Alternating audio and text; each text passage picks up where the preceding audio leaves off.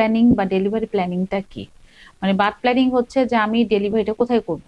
মানে যে গর্ভবতী মহিলা তখন যে গর্ভবতী অবস্থায় সে কিন্তু খুবই কনফিউজ থাকে যে সে কোথায় ডেলিভারি করবে, নর্মাল করবে না সিজার করবে, কোথায় যাবে, কি করবে। তো এটা একটা প্ল্যান করা উচিত যে ডেলিভারিটা কোথায় করবে। আমি অবশ্যই বলবো যে যে কোনো সময় ডেলিভারিটা হাসপাতালে, হাসপাতাল সেটা উপজেলা হাসপাতাল হতে পারে, জেলা হাসপাতাল হতে পারে, মেডিকেল কলেজ হতে পারে, ডেলিভারিটা অবশ্যই হাসপাতালে করা উচিত। এবং হাসপাতালে যা মানে ডেলিভারি যদি আমরা প্ল্যান করি যে নর্মাল ডেলিভারি, প্রথম বাচ্চা তো আমরা অবশ্যই এনকারেজ করবো যেন সে নর্মাল ডেলিভারি হয়।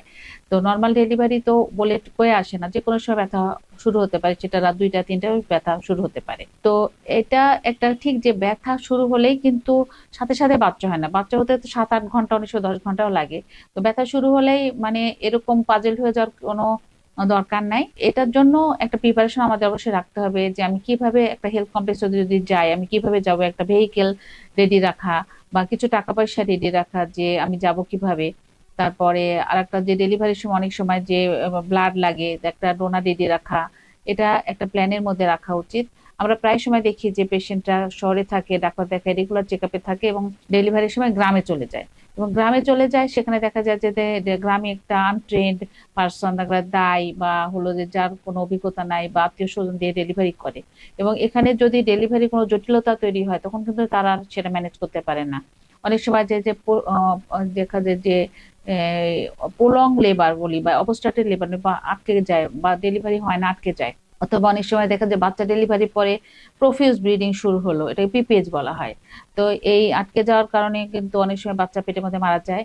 এবং পরবর্তীতে তার ওই মহিলাদের ভিভিএফ বা ওই যে যে এটা ফিস্টুলা বলে, পরবর্তীতে দেখা যায় সারা জীবন ওই এসব ঝরে, এটা সমস্যা হতে পারে। আর পিপিএইচ হলে তো বেশি অনেক অনেক ক্ষেত্রে মারা যায়, কারণ যখন পিপিএইচ হয় বা অনেক বেশি রক্তক্ষরণ হয় তো সাথে সাথে যদি একটা ব্যবস্থা না নেওয়া যায়, যেমন গর্ভফুলটা বা আটকে গেল সেটা বার করে দেওয়া, তারপরে পিপিএইচ এর জন্য যে রক্তটা শরীর থেকে বার হয়ে গেল সে রক্তটা দেওয়া। যখন পিপিএইচ শুরু হয় তখন ওই পেশেন্টকে হাসপাতালে নিতে নিতে যে সময়টা ব্যয় হয় সেই সময়ের মধ্যে পেশেন্টের অনেক অনেক সময় অনেক খারাপ অবস্থায় চলে যায়, যেমন সেটাকে অনেক সময় শকে চলে যায়। শকে চলে যাওয়া বলে বলে সেটা শকেরও একটা স্টেজ থাকে যে প্রাথমিক পর্যায়ে কিন্তু সে শকে গেলে ব্লাড দিলে সেই পেশেন্ট আবার রিকভার করে, কিন্তু যদি রিভার্সিবল শকে চলে যায় সেই পেশেন্টকে পরবর্তীতে যতই চিকিৎসা দেওয়া হয় সে কিন্তু আর ফিরে আসে না। এবং আমাদের দেশে এই মাতৃমৃত্যুর যে কারণ তার মধ্যে একটা হচ্ছে এই ব্লিডিং, গর্ভপূর্ব গর্ভে গর্ভকালীন অবস্থায় ব্লিডিং এবং গর্ভ পরবর্তীতে মানে প্রসব পরবর্তীতে ব্লিডিং, পিপিএইচ, পিপিএইচ এর কারণে ব্লিডিং এর কারণ কিন্তু যত মাতৃমৃত্যু হচ্ছে তার 30% হচ্ছে ব্লিডিং এর কারণে।